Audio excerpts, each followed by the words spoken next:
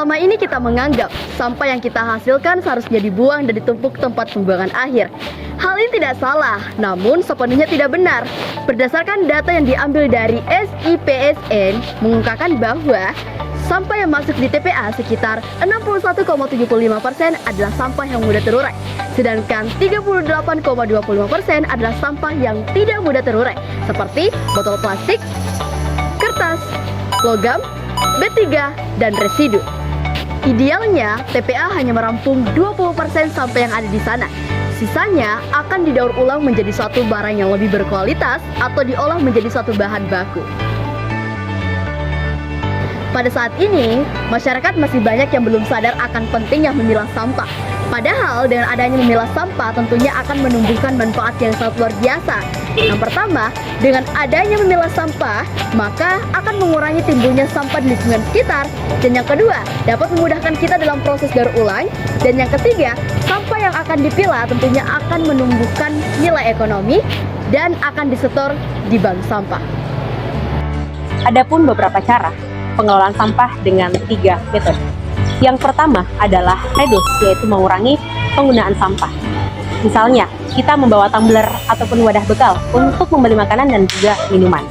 Maksud dari langkah ini adalah bagaimana kita bisa meminimalisir dan juga mengurangi penggunaan sampah produk yang nantinya akan berpotensi menjadi sampah bekas tempat yang telah kita pakai. Dan yang kedua adalah reuse, yaitu memakai ataupun menggunakan kembali produk yang sudah kita pakai. Misalnya, tidak menggunakan kantong plastik saat berbelanja kebutuhan sehari-hari, dengan lain menggunakan tas berbelanjaan yang dapat kita gunakan secara berulang kali. Maksud dari langkah ini adalah untuk mengurangi penggunaan sampah di area lingkungan sekitar.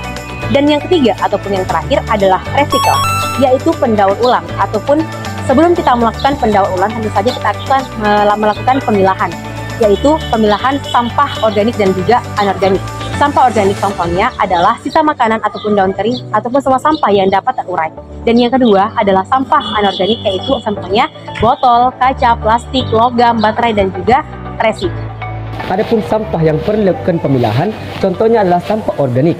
Contoh daripada sampah organik itu yang pertama ada sisa makanan, sisa buah, dan sisa sayuran. Yang dimana sampah-sampah ini dapat diolah menjadi bahan pakan maggot.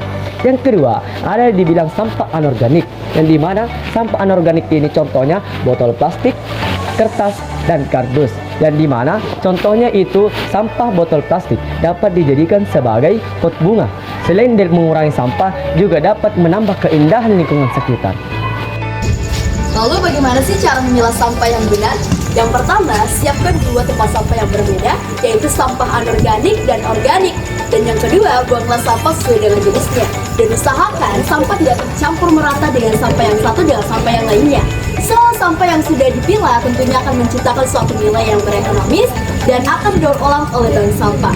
Pemilahan sampah adalah sesuatu hal yang mudah dan di mana bertujuan untuk menurunkan timbunan di tempat pembuangan akhir, menambah kelestarian lingkungan, serta menambah nilai ekonomi sampah dan dapat didaur ulang dan memudahkan dalam pengolahan sampah.